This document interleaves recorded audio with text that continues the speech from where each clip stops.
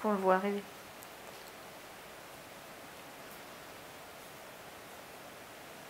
On n'a pas beaucoup avancé sur le film en plus. On pourrait continuer la série qu'on a commencé l'autre jour. Ouais. Super idée. Comme ils en ont l'habitude, Nolwenn, commercial de 33 ans, et Damien, professeur des écoles de 36 ans, s'apprêtent à passer une soirée en amoureux devant une série.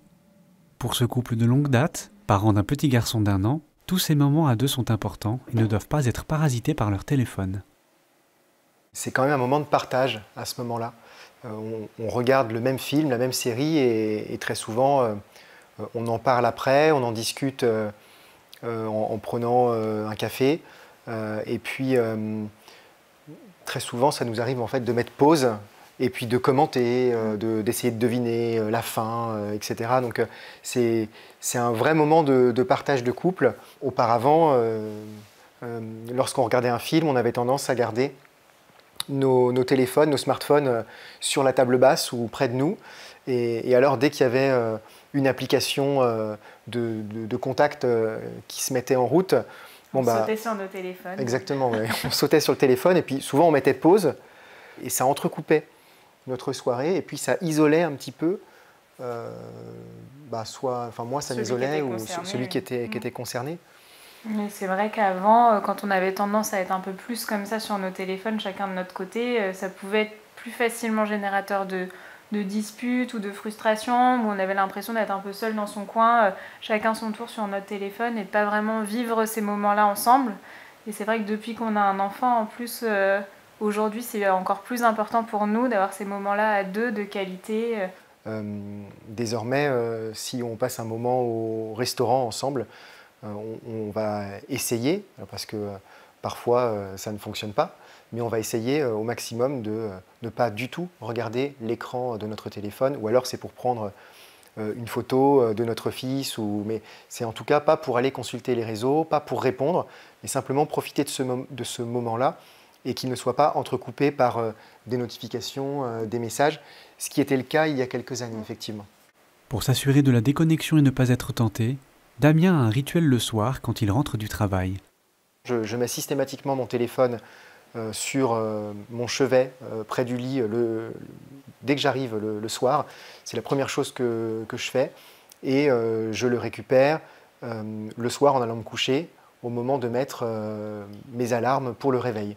Depuis quelques mois, j'ai été un petit peu plus loin en utilisant vraiment la fonction ne pas déranger du smartphone qui est activée à partir de 19 h.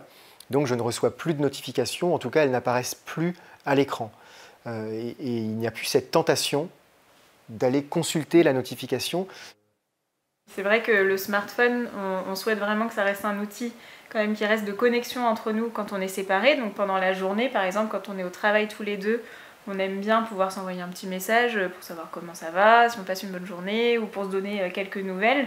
Mais par contre, le soir, on n'a pas envie que ce soit un outil qui nous sépare et qui nous fasse vivre notre soirée l'un séparé de l'autre, chacun sur notre écran. Donc, il nous est quand même très utile pendant la journée pour communiquer tous les deux.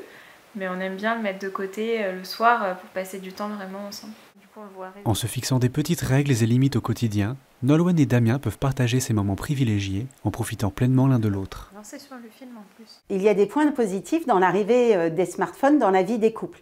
Les smartphones permettent de rester en contact, permettent d'échanger. Ils nous permettent aussi d'envoyer des petits messages d'attention, de partager quelque chose que nous sommes en train de vivre dans la journée, une photo. Donc c'est un bon élément pour maintenir un lien amoureux dans un couple et de pouvoir échanger des choses. Maintenant, avec le smartphone, c'est vrai que le bureau vient un peu avec nous le soir et il peut y avoir des messages, des emails, des réponses qui sont attendues. Donc ça, c'est le premier enjeu, c'est de réussir dans notre vie de couple à séparer, à mettre des espaces-temps très clairs entre la vie du bureau et la vie familiale. Un autre élément est venu aussi perturber peut-être l'intimité des couples, c'est que les smartphones ne nous servent pas qu'à travailler, ils nous servent aussi à nous nous détendre, ils nous servent aussi à avoir accès à nos passions, éventuellement à nos films, à nos séries. Et c'est vrai que le risque, et je l'observe aujourd'hui dans certains couples, eh bien c'est de ne plus partager le soir les mêmes passions, les mêmes centres d'intérêt, de se retrouver un petit peu tous les deux sur son téléphone à regarder ce qu'ils préfèrent. Le smartphone dans le lit, par exemple, va donner l'illusion d'être ensemble et pourtant chacun va être dans sa bulle. Il est aussi nécessaire parfois de pouvoir discuter de ce que nous sommes en train de faire ou de regarder sur notre téléphone pour ne pas laisser cette impression de flou ou même de vie parallèle qui parfois peut être très compliquée, qui peut mettre l'un des membres du couple en difficulté. Donc sans tout partager, quand même être un petit peu transparent sur ce que nous sommes en train de faire sur nos téléphones. Ce qui va être primordial, c'est la communication. C'est la façon dont on va pouvoir se dire les choses. Il y a des nouveaux espaces qui doivent être un petit peu pensés. On parle de plus en plus de détox numérique. On parle de plus en plus d'essayer d'avoir des moments où il n'y a pas de téléphone portable. Et je pense que c'est important pour un couple de réussir à se dire, eh bien, nous allons au restaurant tous les deux, mais pas de téléphone. Nous allons marcher tous les deux et pas de téléphone. Et puis, essayons de retrouver des activités en commun. Réussir à refaire des choses sans ce fameux téléphone ou bien avec le téléphone, mais en commun. Nous avons besoin de faire confiance à notre conjoint pour avoir une vie de couple épanouie. Cette confiance, elle concerne la vie réelle, la vie physique, mais elle concerne aussi la vie numérique.